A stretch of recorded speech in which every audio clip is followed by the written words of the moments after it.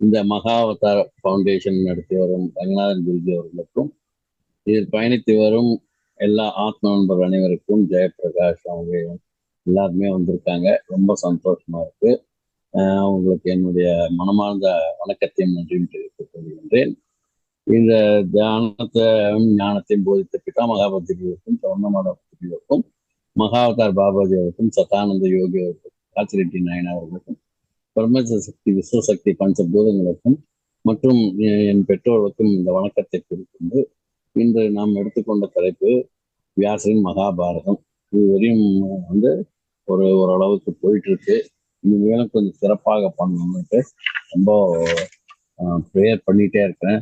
நிறைய தடங்கள் வருது. ஏதாவது எடுத்தோம்னா ஒண்ணு ஐயா ஐயா ஐயா சார் மாஸ்டர் கொஞ்சம் வால்யூம் கொஞ்சம் கூடுதலா கொஞ்சம் மைக்கு கிட்ட வாங்க.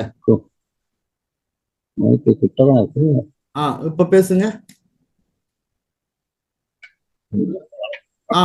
இப்ப பேசலாம், பேசுங்க. ஓகே, பேச கேட்குதாங்க? Okay sir. Okay sir. Thank you sir. ஆமா, இதை நம்ம எப்ப எடுத்தாலுமே ஏதோ ஒரு எதிர்ப்புங்கிற வகையில ஒண்ணு நமக்குள்ள இருக்க சோம்பல், தூக்கம், அதே மாதிரி இல்லைன்னா யாராவது கெஸ்ட் வர்றது, பேசுறது, அதே மாதிரி நிறைய வந்துகிட்டே இருக்கும். நம்ம அதையும் மீறி நீ ஆச்சு நானாச்சுன்னு பார்த்துடலான்ட்டு அதையும் எல்லாம் மீறி தான் நம்ம உட்காந்து குறிப்பெல்லாம் எடுத்து அது எவ்வளவு சிறப்பாக கொடுக்கணும்னு நம்ம நினைச்சோமோ அந்த அளவுக்கு வரட்டும் அப்படிங்கிறது தான். அதுக்காக தியானம் பண்ணிக்கிறோம். அதே மாதிரி அவங்களுடைய அருளெல்லாம் நம்ம ப்ரேயர் பண்ணி வாங்கிக்கிறோம். அது மட்டும் இல்லாம போன வாரம் ஞாயிற்றுக்கிழமை அன்னைக்கு குப்பம் அங்கிற பக்கத்துல எங்க ஊர்ல இருந்து 45 கிலோமீட்டர் தூரத்துல ஒரு இது அரேஞ்ச் பண்ணியிருந்தாங்க. அந்த இடத்துக்கு போயிருந்தோம். பத்ரிஜி அவருடைய வாழ்க்கை வரலாறு ஒரு டாக்குமெண்ட்ரி மாதிரி தயாரிச்சு ஒரு சினிமா தியேட்டர்ல அவங்க பெரிய ஸ்கிரீன்ல அவங்க போட்டவங்க. அதுக்கு நிறைய பேர் வந்திருந்தாங்க. ரொம்ப நல்லாவும் இருந்தது. அவர் எவ்வளவு கஷ்டப்பட்டு இந்த ஆர்கனைசேஷனை வளர்த்திட்டு வந்தாரு. நடந்து போறது, சைக்கிள்ல போறது, அந்த சாப்பாடை படுத்துட்டு இருக்கிறது, ஒரு சின்ன ஒரு தலகாணி கூட இல்லை, ஒரு காய் கூட இல்லை, ஒரு பிளாட்ஃபார்ம்ல கையை வச்சு படுத்து தூங்கிட்டு இருந்தாரு. அடுத்த நாள் எங்க போறதுன்னு தெரியாம, அது கையில காசு இல்லை, டிக்கெட் வாங்கிட்டாரு, கையில காசு இல்லை. அதெல்லாம் கூட எவ்வளவு இதா. இன்னைக்கும் அவர் பாக்கெட்ல எப்பயுமே சொல்லுவாரு, என் கையில பாக்கெட்ல பைசா கிடையாது, நான் எங்க போனாலும் அங்க போறேன், உலகம் பூரா சுத்திட்டு வந்துட்டேன், என் கையில பாக்கெட்ல பைசா கிடையாது, பைசா துட்டு லேதையா லேது அப்படின்னுவாரு. அந்த மாதிரி ஒரு மகான். அவர் தனக்காக வாழ்ந்த காலங்கத்துலதான் தன்னுடைய ப்ராவிடன்ட் ஃபண்ட் ரூபாயெல்லாம் எடுத்து பிஏ மாஸ்டர்ங்கிற புத்தகத்தை பிரிண்ட் பண்ணி கொடுத்துருக்கிறார்.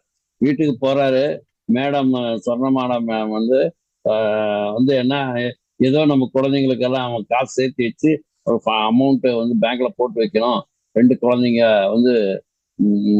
கல்யாணத்துக்கு இருக்கிறாங்க, வீட்டுக்கு அரிசி பருப்பு எல்லாம் வாங்கி போடலான்னு வச்சு நினைச்சிட்டு இருந்தா ஒரு பிஏ மாஸ்டர் புத்தகத்தை பிரிண்ட் பண்ணி எடுத்துட்டு வர்றாரு. அவ்வளவு பண்டையும் எடுத்துட்டு போயிட்டு. அப்படின்னா இப்படி இருக்கும் அவங்க லைஃப் பாருங்க. மெம்பர்ஸ் எல்லாம் வந்துடுறாங்க, ஆனா அவர் வீட்டுல அரிசி இல்ல, பருப்பு இல்ல. பக்கத்து வீட்டுல வாங்கிட்டானா, அம்மா நேத்தாமா அவங்க வீட்டுல வாங்கணும், சரி அடுத்த வீட்டுல போய் கேளு அப்படின்வாங்க. அந்த மாதிரி எல்லாம் நம்ம ஆர்கனைசேஷனை வளர்த்தி இன்னைக்கு இந்த அளவுக்கு கொண்டு வந்திருக்கிறாரு. இதுக்கு சிறப்பானவங்க பேக் போனா இருந்தவங்க மேடமும் கூட, பத்ரிஜி மேடம் கூட. ஸோ இந்த ஆர்கனைசேஷனை நம்ம அவருக்கு பின்னால நம்ம கேட்ட பொறுப்பு கொடுத்துட்டாரு, நாமளும் சிறப்பா செய்யணுங்கிறது என்னுடைய வேண்டுகோள். ஆகையால இப்போ நம்ம எடுத்து போவோம். இப்போ மகாபாரதம் அப்படின்னு என்பது வெறும் கதை இல்லை, இது நம்ம வாழ்க்கைக்கான பாடம். சரி, என்ன பாடம் அப்பா? தர்மம், அதர்மம், கடமை, தியாகம் எல்லாத்தையும் அதெல்லாம் நம்ம பார்க்கலாம். இது ஒரு இதிகாசம்ங்கிறது ஒரு கதை மட்டும் இல்லை, இதிகாசத்துல நீங்க தெரிஞ்சு கொள்ள வேண்டியது, திருந்தி கொள்ள வேண்டியது நிறைய இருக்கு அப்படிங்கிறாங்க. சரி, மகாபாரதம் நம்ம வாழ்க்கையின் ஒரு கண்ணாடி, பிரதிபலிக்கக்கூடிய கண்ணாடி. மகாபாரதம் வெறும் போர்க்கதை மட்டுமல்ல, அது மனித வாழ்க்கையின் கண்ணாடி. சரி, நீதிக்கும் அநீதிக்கும் நடந்த போராகும். கடமையிலிருந்து தவறும் போது வழிகாட்டும் கீதைத்தான் பகவத்கீதை. பாசம், பேராசை, வஞ்சகம், நட்பு, தியாகம் என மனதின் அனைத்து உணர்ச்சிகளையும் இந்த ஒரே காவியத்தில் நாம் காண முடியும். உண்மை உறக்க சொல்லும் இந்த உன்னத கதை. தர்மம் எப்போதும் வெல்லும். தர்மஸ்ய அப்படின்னு சொல்லி அவரு சொல்றாரு. சரி, இது வந்து நம்ம இன்னும் உள்ளூர போனோம்னா அதனுடைய உண்மை கதைகள்லாம் நல்லா தெரியும். சரி, ஓ இந்த நம்ம போன இது வரையும் பார்த்தோம். துர்வாச முனிவர் மொட்டை மாடிக்கு துர்வாசர் போயிட்டாரு. இவங்க மொட்டை மாடிக்கு போறாங்க. நவக்கிரகங்களை நம்ம பாக்குறாங்க, மேல பாக்குறாங்க. ரெண்டு தான் ஒண்ணு. யார் யார் போறாங்க மேல? இந்த குந்தி தேவியும் மாத்திரையும் போறாங்க. மேல போய் பார்த்தா அங்க பார்த்தா சூரியன் தக தக தகன்னு வெளிச்சிட்டு இருக்கிறாரு. ஏன்னா பகல் நேரம், வேற எந்த நட்சத்திரமும் தெரியல. அவரு துர்வாசர் வந்து 2 வரம் கொடுத்துட்டு போயிடுறாருல, ஒரு மந்திரம் சொல்லி கொடுத்துட்டு போயிடுறாருல. இது எப்படி நம்ம செக் பண்ணி பார்த்தணும்? குழந்தைங்க தானப்பா, 10 வயசு குந்தி தேவிக்கு, அவங்களுக்கு என்னப்பா தெரியும் அப்படின்னு நம்ம நினைச்சோம்னா, அவங்க வந்து நேரா ஓடி போய், எங்க நீ போக கூடாதுன்னு சொல்றியோ அங்க அந்த குழந்தைங்க போகும். அந்த ரூமுக்கு போய் கதவை திறக்காத அப்படின்னாங்க. கண்டிப்பா எல்லாரும் போயிட்டாங்களா, அந்த ரூமுக்கு போவோம், போய் கதவை திறந்து பார்ப்போம். அந்த மாதிரி அந்த குழந்தைங்க குணம். அவங்க நேரா போய் மேல மாடி மேல போய் பாக்குறாங்க. சூரியன் சந்திரன் எதுவுமே தெரியுது, சூரியன் மட்டும் தெரியுறதுனால அப்ப இவங்க நினைச்சுக்கிறது, அந்த மந்திரத்தை சொல்றது, சூரிய பகவான் வந்து அவங்களுக்கு குழந்தை கொடுத்துட்டு போனது. கர்ணன் பிறக்கிறாரு. அந்த கர்ணன் வந்து வந்து இந்த மாதிரி அவரை ஆத்துல விட்டுடுறாங்க. அதை ஆடி அசைஞ்சு போய் தேரோட்டியின் வீட்டுக்கு போய் நிக்குது. அங்க தேரோட்டி வந்து அங்க அதிரதன் இருக்கிறான், அவங்க பொண்டாட்டி ராதையும் இருக்கிறாங்க. அது வரையும் நம்ம பார்த்தோம். இது வந்து என்னன்னா, அந்த பெட்டியில போட்டாங்க. சரி, ஆத்துல விட்டுட்டாங்க, கடவுள் காப்பாத்துட்டுன்னு சொல்லி அந்த குழந்தைய ஆத்துல போறாங்க. அது அசைஞ்சு அசைஞ்சு போகுது. அந்த அசைஞ்சு அசைஞ்சு போத கடைசியில அந்த தேரோட்டி, அந்த ஊர்ல இருக்க தேரோட்டி வீட்டுக்கு வீட்டாண்ட போகுது. அது அந்த தேரோட்டி பேர் என்ன, அதிரதான் அப்படின்னு. அந்த தேரோட்டி கிட்ட போய் சேர்ந்தது.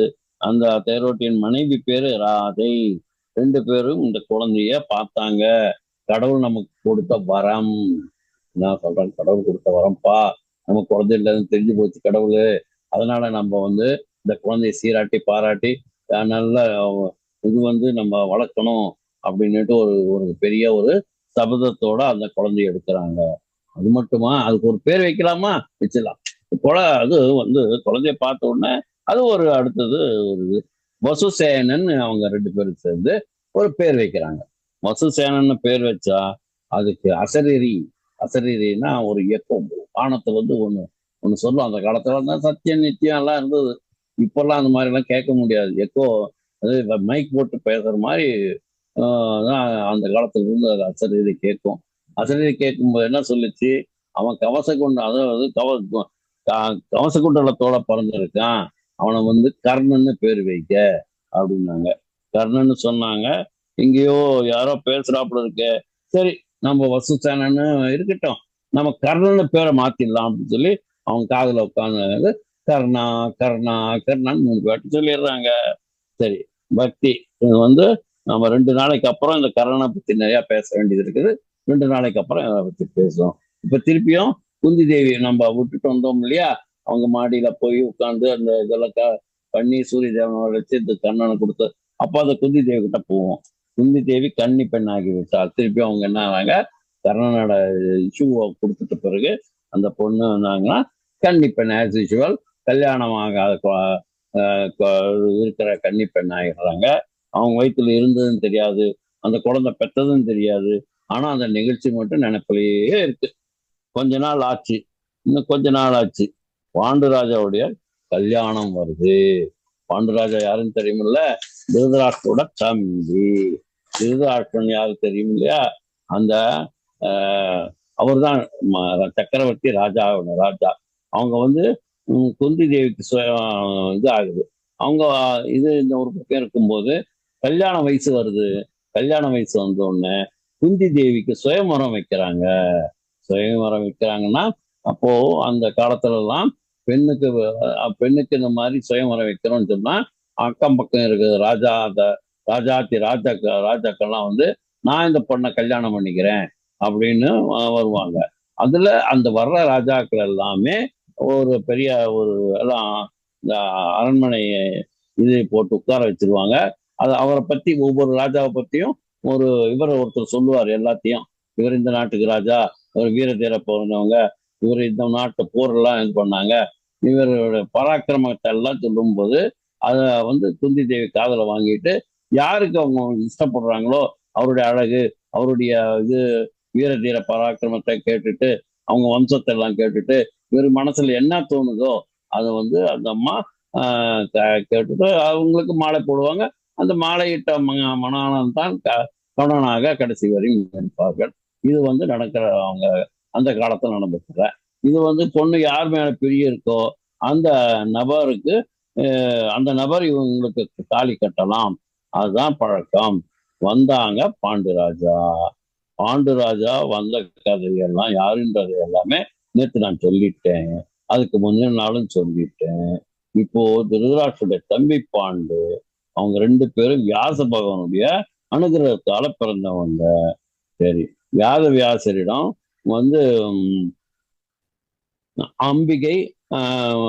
அம்பிகை அம்பாலிகை 2 பேரும் நிற்கிறாங்க.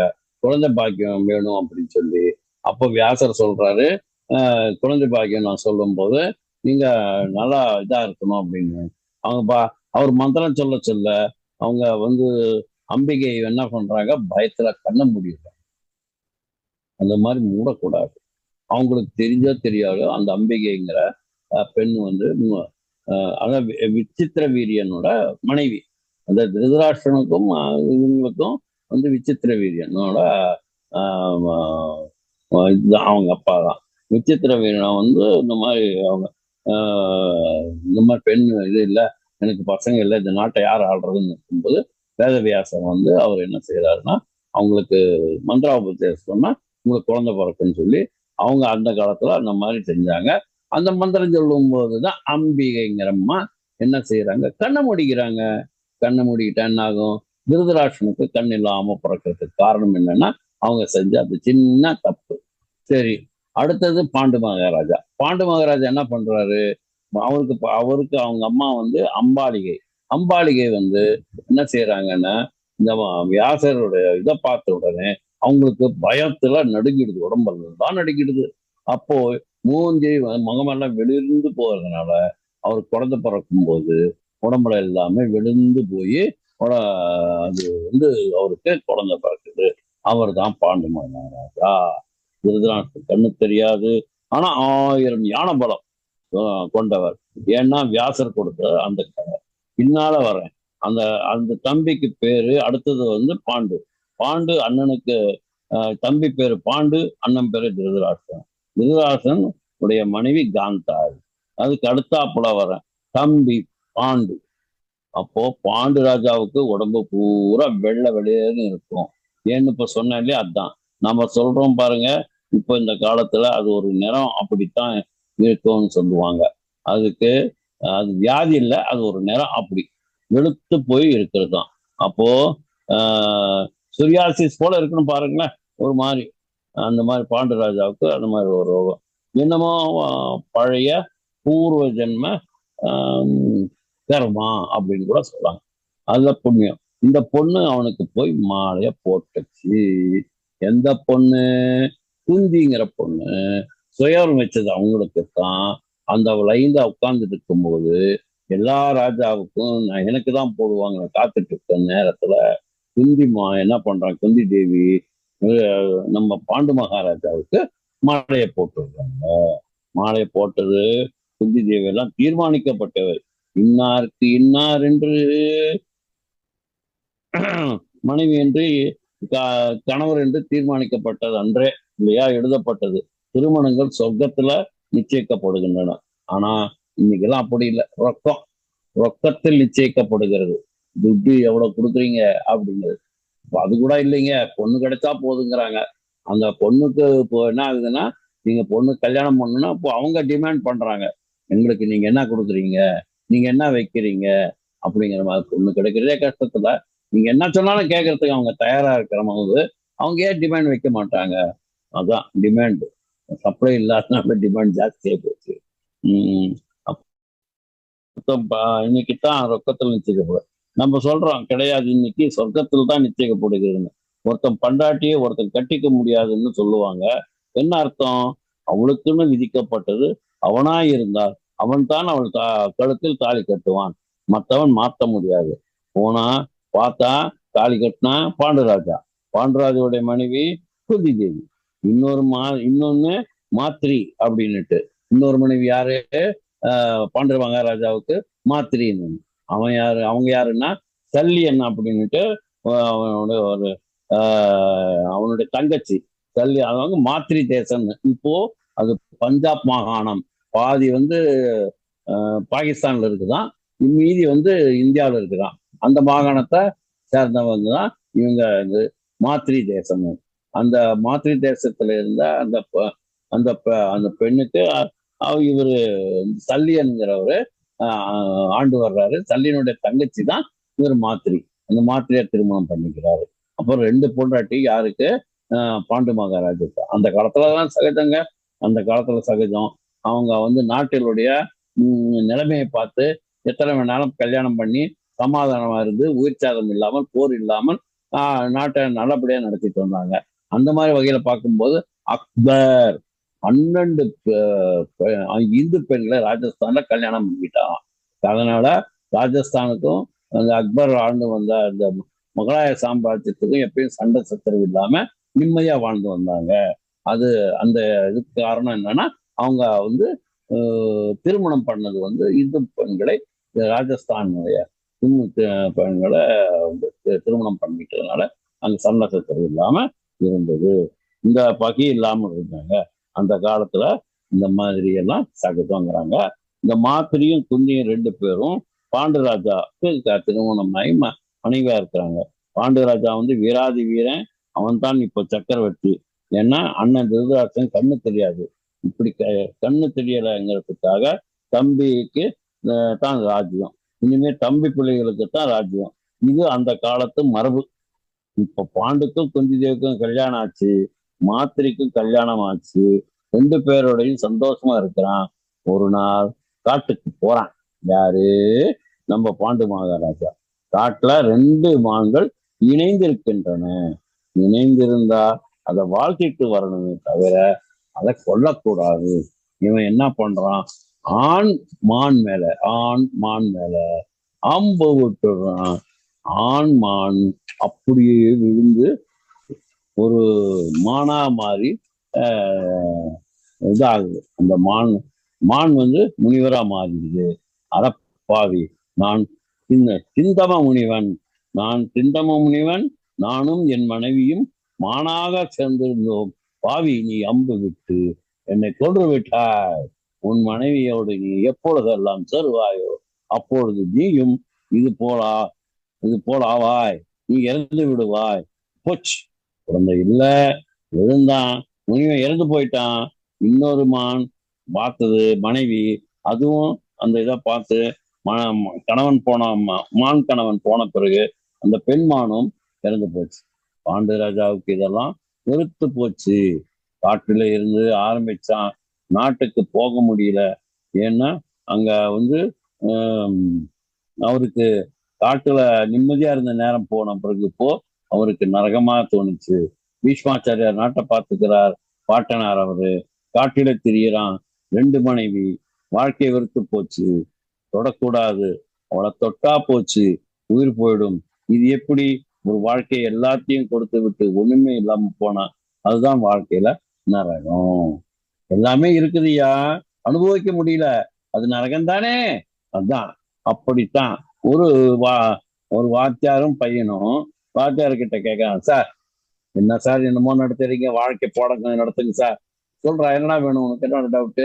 சொர்க்கம்னா என்ன சார், நரகம்னா என்ன சார், பாட போலாம் அப்படின்னு கூப்பிட்டு போறாரு. சொர்க்கம் தானே வேணும், நரகம் தானே.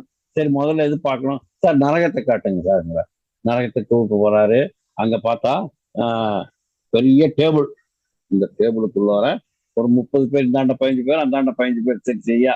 அந்த மத்தியில டேபிளுங்க, எக்கச்சக்கமான dish, south Indian dish, north Indian dish, foreign dish. அது பேர் என்ன, இந்த கேஜிஎஃப் இது வர்ற, கேஎஃப்சி வர்ற இது, அந்த ஐட்டமும் இந்த ஐட்டமும் எல்லாம் வச்சிருக்கிறாங்கய்யா. நாக்கில் தண்ணி விடுதுயா.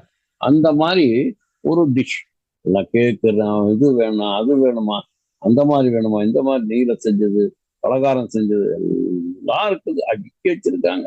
ஆனா இவங்க இந்த கையில இந்த முழங்கால் மடியக்கூடாது, அதுக்கு கம்பு கட்டிடுறாங்க. முழங்கால் மடியாம இருக்கணும், ஆனா நீங்க எடுத்து சாப்பிடணும். முழங்கை மடியாம இருக்கணும், இப்படி எடுத்துதான் நம்ம சாப்பிட முடியும். அப்ப இந்த கை மடங்கிதான் அந்த இடத்துல ஒரு குச்சி வச்சு கட்டிடுறாங்க. யாரும் வந்து அது மீறி செய்யக்கூடாது. எப்படி போகும், கை எட்ட முடியல. ஆனா ஆப்போசிட்ல இருக்கிறாங்க ரெண்டு பேரும், ரெண்டு பக்கமும் அவங்க தின்ன முடியாம ஒருத்தர் காய்ச்சி மூச்சுன்னு கத்தினே இருக்காங்களே தவிர்த்து அந்த டிஷ் தின்ன முடியல. இவங்களுக்கும் டைம் ஆகிட்டே இருந்தது. சரி, இதுதான்டா நரகம், கண்ணால பார்த்தும் கையால எடுக்க முடியாம போச்சுடா, இதுதான்டா என்ன சொல்றது நரகம். சரி சார், புரிஞ்சிச்சு, இப்போ சொர்க்கத்தை காமிங்கன்றான். பக்கத்துல இன்னொரு இடம், அந்த இடத்துக்கு போறாங்க. சில நாட்கள் நடந்து போறாங்க, காட்டை கடந்து போறாங்க. அந்த இடத்துல போனா இதே மாதிரி போட்டிருக்காங்க. என்ன சார், அங்கிருந்து இங்க சீன் நடந்து சீன் அப்படியே இருக்குதாடா. இருந்தா பார்க்கலாம் வர்றா, அதே மாதிரிதான் இருந்தா என்னடா இப்போ உனக்கு விஷயம் தானே தெரியணும். ஆமா சார். அப்போ சரி, அதே மாதிரி இந்தாண்ட 15 பேர், இந்தாண்ட 15 பேர். அவங்க வந்து இதே மாதிரி கையில குச்சி கட்டி இருக்காங்க. அவங்களும் இதே மாதிரி டிஷ் எல்லாம் இருக்கு, வகை வகையான டச். இந்த காரைக்குடிக்கு போனீங்கன்னா கல்யாணத்துக்கு பார்த்தீங்கன்னா பெரிய வாழையில போட்டுருவாங்க. கிட்டத்தட்ட எல்லாமே ஒரு பால் பணியாரம் என்ன, வெள்ளை பணியாரம் என்ன, அந்த மாதிரி ஒரு 30-35 ஐட்டம் வச்சிருவாங்க. அப்படியே அதை சாப்பிட்டா போதும், சோறு சாப்பிட முடியாது, அந்த மாதிரி ஒரு இது. அப்போ அந்த இடத்துல இவங்க போய் என்ன நினைக்கிறாங்க, எல்லாமே இருக்கு, வெரைட்டிஸா இருக்கு. குலோப் ஜாமுன் என்ன, மைசூர் பாக் என்ன, ஜிலேபி என்ன, ஜாங்கிரி என்ன, எல்லாமே இருக்கு சார். அப்போ இவங்க சந்தோஷமா இருக்கிறாங்க, குஷியா இருக்கிறாங்க. எப்படிரா அவங்க அதே மாதிரிதான் இருக்காங்க, இவங்க மட்டும் எப்படிரா அப்படின்னா, இந்த பக்கம் இருக்கிறவன் அங்க இருக்கிற ஜாங்கிரி எடுத்து அடுத்த கிடக்கு ஊட்டுறான். அவன் ஊடும் போது கரெக்டா கை முடிய வேண்டாம், அது எதுக்கு ஆப்போசிட்டா அந்த குச்சியும் இதாகாம அது எடுக்கிறான், அப்படியே ஊட்டுறான். இந்த பக்கம் இருக்கிறவன் என்ன செய்யறான், அங்க இருக்கிற ஜாங்கிரியை எடுத்து இவனுக்கு ஊட்டுறான். அப்போ 2 பேரும் சாப்பிடுறாங்க. நீ ஒருத்தனுக்கு கொடுக்குற, அவன் ஒருத்தன் உனக்கு கொடுக்குறான். சரியா போச்சு. அந்த இருக்கிற டிஷ் எல்லாம் காலி ஆயிடுது. எல்லாரும் சந்தோஷமா இருக்கிறாங்க, ஹாப்பியா இருக்காங்க, ஜாலியா இருக்காங்க. என்ஜாய் என்ஜாய் என்ஜாய்னுட்டு என்ஜாய் பண்றாங்க. இந்த இடத்துல சொர்க்கம், நீ கொடுத்து வாழ்ந்தா சொர்க்கம். அப்போ சொடுக்காம இருக்கிறத நான் தான் சாப்பிடணும் அப்படின்னா அதுதான்டா நரகம். சரி சார், சூப்பரா புரிஞ்சுது சார், ரொம்ப நன்றி சார், மேல போகலாம் சார் அப்படின்னுட்டு இந்த காலம் எப்படி சொல்ல வேண்டியிருக்கு. வாத்தியார் நம்பிக்கைக்குரியவரால் இந்த காலம் அந்த பார்த்துக்கிட்டே இருக்கான். ஆளு முன்னால இருக்கவன் அல்வாவை எடுத்தாப்புல இருக்குன்னு கொடுத்தான். அது வந்து சொர்க்கமான இடம். அது வந்து ஒருத்தருக்கு ஒருத்தர் அடிச்சிட்டு இருந்தது நரகமான இடம்னு நல்லா புரிஞ்சு போச்சு. இதுதாங்க சொர்க்கம் நரகம்னு. நம்ம எவ்வளவோ நட்போடு இருக்கிறோம், எவ்வளவோ சிறப்பா இருக்கிறோம். ஆனா கொடுத்து நம்ம வந்து அதை புரிஞ்சுக்கிறது தான் இது சொர்க்கத்தில் அர்த்தம். சரி, அவங்க என்ன செய்யறாங்க, இந்த மாதிரி சொர்க்கம் அமரர் சங்கம் தோன்றி பாரத 2 மணி இப்ப என்ன சொன்னாங்க, தண்ணீர் விட்டு அழதான் குந்தி தேவி மெதுவா இவன் என்ன செய்யறான், பாண்டு மகாராஜா முன்னாடி இந்த மாதிரி ஆயிடுச்சு குந்தி தேவி, குந்தி என்ன பண்றது, எனக்கு இந்த சாபம் வந்தது யாருக்குமே தெரியாது. இந்த முனிவர் கண்ணா பண்ணான்னு ஒரு சாபத்தை கொடுத்துட்டாரு. எனக்கு 1க்கு 2 மனைவி வச்சுக்கிட்டு குழந்தை பாக்கியம் இல்லாம நான் என்ன பண்றது, எனக்கு அப்புறம் இதே கிடையாது, வம்சமே கிடையாது, இந்த வம்ச விருத்திக்கு என்ன தெரியலையே அப்படின்னது. அப்போ அவங்க குந்தி தேவி மடியில படுத்திருக்கிற பாண்டு மகாராஜா அவர் தலையா வருடி விட்டுக்கிட்டு, ஐயா மன்னவரே கவலைப்படாத, என்னம்மா இவ்வளவு விஷயத்த சொல்றேன், எவ்வளவு கசப்பான விஷயம், இதை நீ கவலைப்படாத, என்ன அர்த்தம், நீ என்ன மனசுல நினைச்சிட்டு இருக்க. ஐயா நான் ஒன்றும் மனசுலாம் நினைச்சுக்கலையா, நான் சந்தோஷமான விஷயத்த சொல்ல போறேன்னு. என்னன்னு, இந்த மாதிரி நான் அந்த எங்க இதுல நாட்டுல இவர் துர்வாச முனிவர் வந்தாரு. வந்த போது அவருக்கு பணிவிட செய்யும்படி என் தந்தை பண்ணிட்டாரு. நான் அவருக்கு சிறப்பான பணிவிடை செஞ்சுட்டு இருந்தேன். அப்போ இந்த பணிவிடையை வந்து ரொம்ப சிறப்பா செஞ்சுட்ட, உனக்கு ஒரு மந்திரம் சொல்றேன், அந்த மந்திரத்தை நீ சொன்னீங்கன்னா உனக்கு குழந்தை பாக்கியம் ஏற்படும். ஆனா எந்த தேவரை நினைச்சியோ அந்த தேவருக்கு உனக்கு வந்து அது போல உங்களுக்கு குழந்தை பிறப்பாங்க அப்படின்னு. அந்த மாதிரிதான் அப்படின்னு. அப்படியா, ரொம்ப சந்தோஷமாச்சு.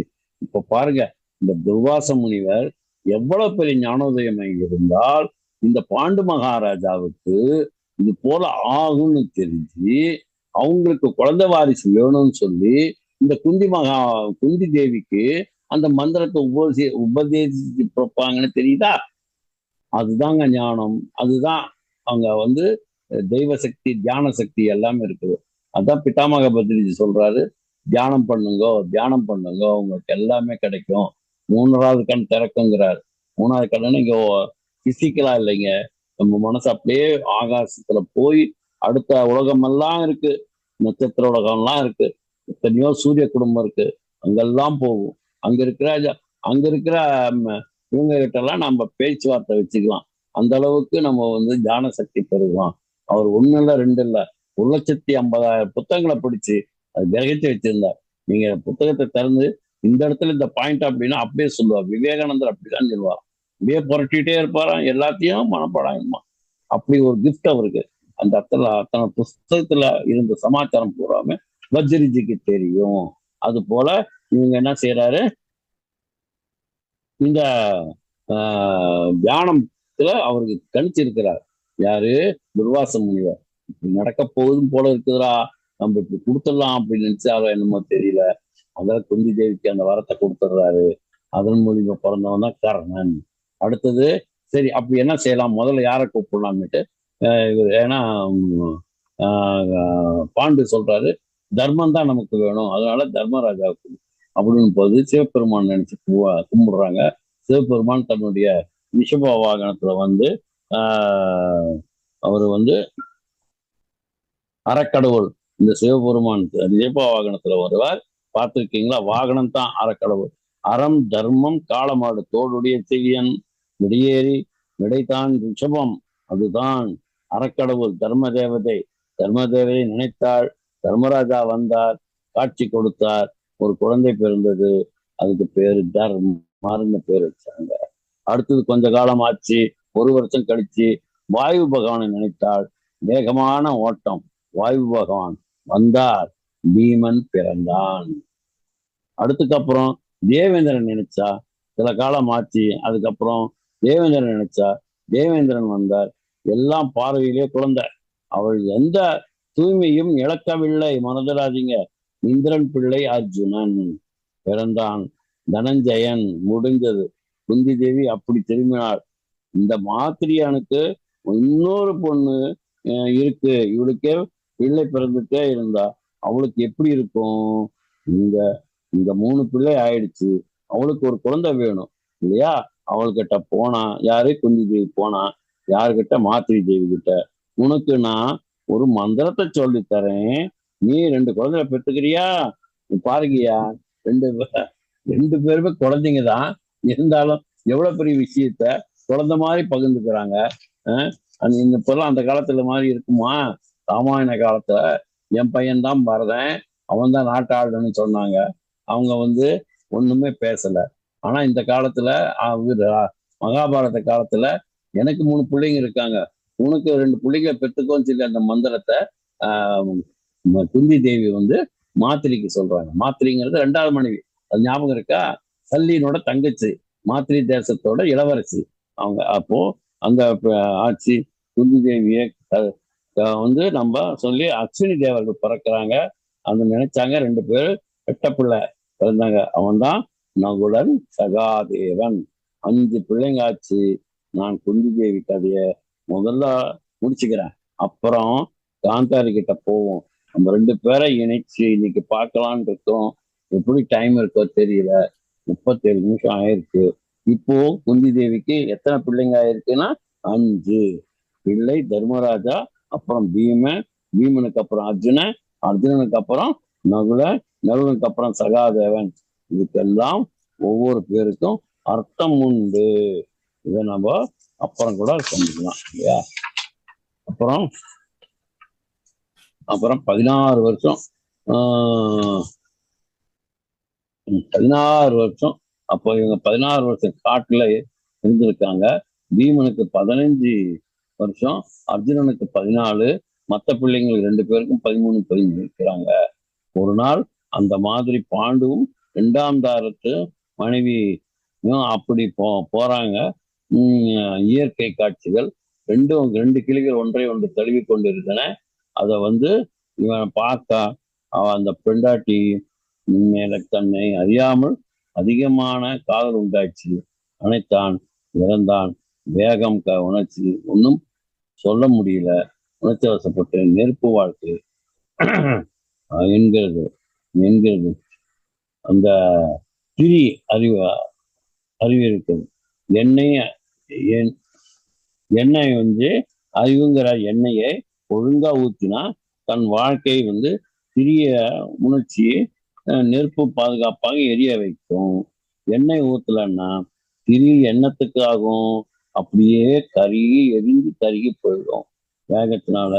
முடிஞ்சது மாத்திரை பார்த்தால், ஐயோ இதுக்குத்தான் நான் தானே காரணம், என் மேலே கொண்ட ஆசையினால் அல்லவா இவர் இறந்து விட்டார். விழுந்தாது, அவளும் இறந்து போனாள். குந்தி தேவிக்கு மனசு எப்படி இருக்கும்? அதாவது அங்க 2 கிளிகள் அவங்க காதல்ல ஈடுபட்டு பார்த்துட்டு இந்த மகாராஜா தன்னோட ஒய்ஃப் கிட்ட, அதாவது மாத்திரை தேவி கிட்ட இணையறாரு. அப்படி இணையும் போது அந்த சாபம் நினைவுக்கு வரல. முடிஞ்ச பிறகு அந்த சாபம் ஒர்க் அவுட் ஆயிடுது. என்ன ஆகுது? அவர் தன்னுடைய லைஃப் இழந்துடுறாரு. அவருக்கு இறந்து விடுகிறார். அதை பார்த்துட்டு இருந்தவ மாத்திரை தேவி, என்னடா என்னால தானே இந்த ஆயிடுச்சு, நானும் இதுக்கு ஒரு காரணமாயிட்டேனே, என்னால் தானே அவர் இறந்து விட்டார், ஆகையால் நானும் இறந்து போகிறேன்னு சொல்லி அப்படி அவங்க இறந்து போயிடுறாங்க. இப்போ பொறுப்பு எல்லாமே குந்தி தேவிக்கு வந்துடுது. என்ன, அவங்களுடைய குழந்தை 3 பேரும், தர்மராஜா, பீமராஜா, அடுத்தது அர்ஜுனன் 3 பேரும், இவங்க பக்கம் நகுலன், சகாதேவன் 2 பேரும், 5 பேர் ஆயிருக்காங்க. அப்போ இந்த இறந்து போன குந்தி தேவிக்கு மனசு எப்படி இருக்கும் பாருங்க. 5 பிள்ளைகள், 5 பிள்ளைகளையும் எடுத்து அணைச்சு கொண்டால் அஸ்தினாபுரம் வந்தாங்க. அப்போ தர்மராஜாவுக்கு வயசு 16. தர்மராஜாவுக்கு வயசு அவ்வளவு 16. மற்ற பிள்ளைங்களுக்கு எல்லாமே ஒவ்வொரு வருஷம் கம்மிங்க. அஸ்தினாபுரத்துக்கு வந்தான். இங்க வாழ்கின்றாள். குந்தியை மட்டும்தான் நான் சொல்லிக்கிட்டு போறேன். கதை முழுக்க நான் சொல்ல முடியாது. இது குந்தியினுடைய வாழ்க்கையில் முதல் பகுதி, கொஞ்ச காலம் ஆட்சி. 2வது பகுதிக்கு போறேன். இங்க சண்டை உண்டாயிற்று. துரியோதனனும் பீமனை பொறுக்க முடியல. நிறைய சண்டை எப்படியாவது விளக்கணும். திருதராஷ்டிரன்கிட்ட போய் சண்டை போடுறான் துரியோதன. என்ன சண்டை போடுறான்னு, நீ கண்ணில்லாதனால பிறந்ததுனாலத்தானே ராஜ்யம் எனக்கு இல்லாம போச்சு, நீதானையா மூத்தவன், நீ ஒழுங்கா பிறந்திருந்தா. இவன் திட்டம் போடுறான் அப்பாவை பத்தி பகலையா கேட்கிறான். இந்த அன்னைக்கு ஏன் என்ன பெற்றன்னு அவங்கிட்ட பெர்மிஷன் வாங்கிவிட்டா பெறணும். என்னடா அநியாயமா இருக்கு, இப்படி கூட இருப்பாங்களா? இனிமே டேய் நம்ம பெற்றுக்கலான்னு நினைக்கிறேன் அப்படின்னு சொல்லி பர்மிட் பண்ணி பன்றியாடான்னு வாழ்க்கை எப்படி ஆகிப்போச்சு. அங்க போய் திட்டுறான். அவன் சொல்லிட்டான், தம்பி பாண்டுராஜா, அவன் பிள்ளைகள் தான் இனிமேல் ராஜாக்கள், முடியாது அப்படிங்கிறான், இருக்கக்கூடாதுங்கிறான். யாரு இதெல்லாம் சொல்றது? துரியோதன. பிரி, அவர்கள் 2 பேரையும் பிரி, இருக்கக்கூடாது. பீஷ்மர் பார்த்தாரு. ஒன்னா இருந்தா சண்டை, விலகி இருந்தா கொஞ்சம் பரவாயில்லை, எல்லாம் ஒன்னா இருக்கிறதுக்கு அஸ்தினாபுரத்துல விலகி இருந்தா தேவையில்லையே. என்ன செய்யலாம்? துரியோதனை சகுனி, துச்சாதனன், கர்ணன் 4 பேரும் சேர்ந்து ஒரு திட்டம் போட்டாங்க. என்ன திட்டம் தெரியுமா? ஒரு திருதராஷ்டிரன் கிட்ட வந்தான் துரியோதனன். அப்பா, என்ன இந்த 5 பேரையும் குந்தி தேவியும் காசிக்கு அனுப்பலாம். வாரணாசி வதம்னு பேரு அந்த இதுக்கு. இந்த கதைக்கு இந்த சிச்சுவேஷனுக்கு வாரணாசி வதம் அப்படின்னு பேரு. அவங்க காசிக்கு அனுப்பலாம் அப்படின்னு சொல்லி சொல்றாங்க. அப்போ வாரணாசிக்கு அந்த பெருமை உண்டு. காசில எத்தனையோ இருக்குதுங்க. மாடு முட்டாதுங்க, கொம்பை பிடிச்சா கூட முட்டாது. மாடு இன்னைக்கும் நாளைக்கும்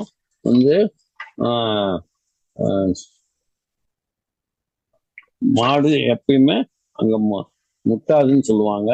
முரட்டு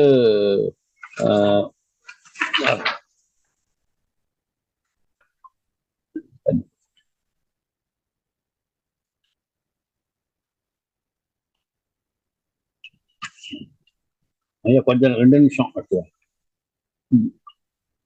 எஸ் சார். செல்லாது ஐயா, 2 நிமிஷம் எடுத்துக்கலாமா? சரிங்க சார். Yes sir. ஓகே. பள்ளி சத்தம் போடுவதில்ல, கருடம் வந்து பறக்காது, இன்னைக்கும் பூ மணக்காது, பொணம் நாராது, மதுரை மல்லிகா இருந்தாலும் அங்க மணக்காதுன்னுவாங்க. அங்க போனா மண்ணாத்தான் இருக்கும், பூ வந்து மணக்காதுன்னு. நாராது, எத்தனை நாளை வச்சிருந்தாலும் பிணம் நாராது, எரிகின்ற பொழுதும் பிணம் நாறுவதில்லை. இத்தனை சிறப்பு இருக்கு. இன்னைக்கு நாளைக்கு நடக்குது. நான் ஒரு நாளைக்கு ஒரு 199 1009 வருஷத்துல ஒரு முறை வந்து போயிட்டு வருவாங்க. நிறைய பேர் இருக்கிறாங்க. கங்கையில குளிச்சு விஸ்வநாதனுக்கு அபிஷேகம் பண்ணிட்டு அங்க வந்து நம்மளுடைய பழைய கர்மாவெல்லாம் தொலைச்சிட்டு புது ரீசார்ஜ் பண்ணிட்டு வந்துட வேண்டியது. கங்கையில குளிச்சு அந்த மாதிரி சிவபெருமான பிரகாசமான மூர்த்தி, சிவபிரகாச மூர்த்தி. காசி பைரவருக்கு தான் அங்க பலம், யமுனுக்கு மதிப்பு கிடையாது. பைரவர் தான் பொறுப்பு. எல்லாம் முடிஞ்சு கங்கையில குளிச்சு கும்பிட்டு வந்து நம்ம அன்னைக்கு போய் கும்பிடும்போது சொல்லியிருக்கான், யாருக்கிட்ட காலபைரவர்கிட்ட சொல்லிட்டு வரணும், வந்து என்னுடைய தீமையெல்லாம் கங்கையில குளிச்சு அழிச்சு போட்டேன், இனிமே தப்பு பண்ண மாட்டேன், மன்னிச்சுக்கோ, அதுக்கு உன் மேல சத்தியம், இனிமேல் தப்பு தண்டா பண்ண மாட்டேன் அப்படின்னு சொல்லி இந்த காசி கைத்தை கட்டிக்கிட்டு வரணும். இந்த காசி கைத்தை கட்டினா என்ன அர்த்தம் தெரியுமா? இனிமே தப்பு தண்டா பண்ணக்கூடாதுன்னு அர்த்தம். கைத்தை பிடிச்சிக்கிட்டு தப்பு பண்ணலாம்னா அர்த்தம் இல்லை. அதுக்காகத்தான் அது இன்னைக்கும் காசி வாரணாவதாரத்துக்கு சொல்லுங்கள். திருதராஷ்டிரன் கேட்கிறான், நான் என்னடா சொல்றது? அவங்க கிட்ட அப்பா பாண்டு இல்ல, இறந்து போயிட்டார் இல்லையா அவரு? ஆமா. அவருக்கு நீர்க்கடன் எல்லாம் செய்யணும். ஆமா. இல்ல, காசிக்கு போய் அதையெல்லாம் செய்ய சொல்லுங்கப்பா. இறந்தவங்களுக்கு நீர்க்கடன் பண்றோம் இல்லையா, அது இங்க இல்ல, காசியில போய் பண்ணிட்டு வர சொல்லுங்க. சரி, வாரணாவதத்துக்கு ஆட்கள் அனுப்பப்பட்டாங்க. அங்கே ஒரு மாளிகை, அங்க இருந்து என்ன செய்யணும், அவங்க இருந்து ஒரு மாளிகை கட்டப்பட்டது. அதுக்கு என்ன பண்றாங்க தெரியுமா? இந்த மாளிகை சீக்கிரம் நல்லா தகன்னு எரியறதுக்காக அறக்களை கட்டிடுறாங்க. அப்புறம் மத்தியில உடனே பத்தக்கூடிய எல்லாம் கற்பூரெல்லாம் வச்சிடுறாங்க. அப்புறம் பெரிய பெரிய மாளிகை யார் ஏற்பாடு பண்றதெல்லாம் துரியோதன ஏற்பாடு. லேசா நெருப்புப்பட்டதுன்னா அந்த பூரா எப்படி தகன்னு எரிஞ்சு அப்படி அமைக்கிடும். ஏற்பாடு செய்வதெல்லாம் நெருப்புக்கு சீக்கிரமா உணவாகுமே, அதெல்லாம் வச்சு மாளிகை கட்டுறாங்க. எவ்வளவு நல்லது பாருங்க. திட்டம் போட்டாச்சு. அது இந்த 6 பேரையும் அங்க அந்த மாளிகைக்கு அனுப்பி கொளுத்தி விட்டுறது. இப்ப இவர் நினைக்கிறாங்க, சரி கூப்பிடு, நீங்க வாரணாவதம் அந்த காலத்துல செய்யறது உண்டு, அதான் நீங்க போய் வாரணாவதத்துக்கு செல்லுங்கள், பித்திருக்கு செய்யுங்கள் அப்படின்னுட்டு திருதராஷ்டிரன் சொல்லி அனுப்புறாரு. திருதராஷ்டிரன் சொன்னோடனே அவர் கூட தனியா போகாதீங்க, ரோசனனை கூப்பிட்டுட்டு போங்க, உங்களுக்கு அவன் துணையா இருப்பான்னு. ரோசனன் தான் இவங்க மாதிரி அவன் தான் இந்த ஏற்பாடெல்லாம் செய்யறான். அவன் எல்லாம் கொடுத்த போறனும் அவன்தேன். இதை அந்த வாரணாவத மாளிகைய எல்லாம் அவனை வந்து கூப்பிட்டு அனுப்புறாங்க. உங்களை பார்த்துக்குவான். விதுரங்கிட்ட வந்து தர்மராஜா சொல்லுகிறார், ஐயா சித்தப்பா அவர்களே, நாங்கள் இந்த மாதிரி அப்பாவுடைய திதிக்கு நாங்க நீர்க்கடன் செலுத்துறதுக்காக காட்சி போறோம், நாங்க போயிட்டு வர்றோம், நீங்களும் வாங்கினாரு. இல்லடா நான் இங்கே இருக்கேன் அப்படின்னு சொல்லிட்டு போகும்போது கூட்டமா நிக்கிறாங்க. துரியோதனும் நிக்கிறான். அந்த இடத்துல திருதராஷ்டிரன் உட்கார்ந்து இருக்கிறாரு. ஆமா, குந்தி நிக்கிறாங்க. விதுரன் ஒரு 2 வார்த்தையை சொல்றாரு, பெருமா காடு தீ பிடிச்சா எலி பிழைச்சுக்குமா அப்படின்னு சொல்றாரு. தந்திரங்கள் வழிகாட்டும், நட்சத்திரங்கள் வழிகாட்டும் போது முடிஞ்சு போச்சு என்ன சார் அப்படின்னு சொல்லி அவங்க வந்து நமக்கு புரியாது. அதனால பிள்ளைங்க அது அது என்ன நடந்ததுன்னா அவங்க தர்மருக்கு புரியாது. சித்தம் போக்கு சிவம் போக்குன்ற மாதிரி அறிவுள்ள ஞானிகள் அவங்கலாம். வார்த்தைகள் அப்படித்தான் இருக்கும். பழனிக்கு பக்கத்துல கனகம்பட்டின்னு ஒரு ஊர் இருக்குது. கனகம்பட்டியில ஒரு சித்தர் இருக்கிறாரு. அவருக்கு பேரே மூட்டைச்சாமியார்னு பேரு. ஒரு பெரிய மூட்டையை தோல்ல போட்டுக்கிட்டு திரிவாரு. நமக்கு வேண்டிய அன்பர் ஒருத்தர் அவரோட அவரோட போனாரு. சித்தர் அவங்க வந்து சித்தர்கள் சொல்லாதவர்கள் சில சமயம் பேசுவாங்க, சில சமயம் பேச மாட்டாங்க. கண்ணில் விட்டு அடிப்பாங்க. ஏன் தெரியும்னா நம்ம அவங்க கிட்ட போய் எனக்கு அதை கொடு இதை கொடுன்னு அவங்கள வந்து தொந்தரவு பண்றோம். அதனால பல பேர் பார்க்கவே வந்து பயப்படுவாங்களாம். அந்த ஆளு போனா நம்முடைய நண்பர் அவர்கிட்ட போனாரு, சிவ பூஜை பண்றாரு, ரொம்ப நல்லவர் சாமி. சரி என்னப்பா குழந்தை வந்து இல்ல போடா போடா அப்படின்னுட்டாரு. அவரு இவர் பாக்குறாரு, போடாங்கிறன்னு போயிட்டேன் சாமி, கோவமா இருக்கிறாரு. 2 மாசம் ஆச்சு, திரும்ப வர்றாரு, அப்போ அதே மாதிரி போடான்னுட்டாரு. என்னடா வம்பா போச்சு, இன்னும் வந்து ஒரு 3 மாசம் ஆன பிறகு அப்ப நிக்கிறாரு. என்னடா வேணும் சாமி? குழந்தை வேணும். சரி அந்த கிணத்துல போய் குளிச்சிட்டு வா. ஒரு ஒரு பாலும், அது கிணறு, அது நான் பார்த்திருக்கேன். அதாவது அந்த அந்த கிணறு அவ்வளவு மோசமா இருக்கும். அவரோட பேசிக்கிட்டே இருக்கேன். பாலும் கிணறு போய் குளிச்சாரு என்னுடைய ஃப்ரெண்டு. சரி அப்போ வந்துட்டாரு. என்ன கேட்டாரு? குழந்தைக்காக குழந்தை காக்கா பறக்குச்சு, ஆடு குட்டி போட்டுடுச்சு. போடா, என்னமாவது புரிஞ்சுதா? இந்த நேரம் ஒழுங்கா தானே இருந்து பேசிட்டு இருந்தோம், திடீர்னு இந்த மாதிரி எல்லாம் சொன்ன என்ன நினைக்கிறீங்க இல்லையா? காக்கா பறந்துடுச்சு, ஆடு குட்டி போட்டுடுச்சு, போடா. இவருக்கு ஒன்றும் புரியல. வீட்டுக்கு வந்தார். 10 மாசம் சனி பயிற்சி அன்னைக்கு பெண் குழந்தை பிறக்குது. சனி பயிற்சி, சனீஸ்வர பகவானுக்கு வாகனம் யாரு? காக்கா. காக்கா பிறந்துடுச்சுன்னா என்ன அர்த்தம்? இந்த ஒரு வீட்டுல இருந்து அடுத்த வீட்டுக்கு சனீஸ்வரன், அடுத்த வீட்டுக்கு சனீஸ்வரன் பெயர்ச்சி, சனி பெயர்ச்சி. ஆடு என்ன சொல்லுது? ஆடு குட்டி போட்டுடுச்சுன்னா உன் பொண்டாட்டி தாண்ட ஆடு. பெண் குழந்தை போட்டுடுச்சு. நமக்கு புரிஞ்சதா? அன்னைக்கு புரியல. சித்தம் போக்கு சிவம் போக்கு என்ன சொல்றாரு? அதே போல விதுரர் அந்த மாதிரி சொல்றாரு. என்னன்னு சொல்றாருன்னா, காடு தீ பிடிச்சிருச்சுன்னா எலிகள் வந்து தப்பிச்சுக்கும், நட்சத்திரங்கள் வழிகாட்டும்னு சொன்னாரு. பீமன் கேட்டுக்கொள்ள தர்மரும் பீமனும் வந்து கேட்டாங்க.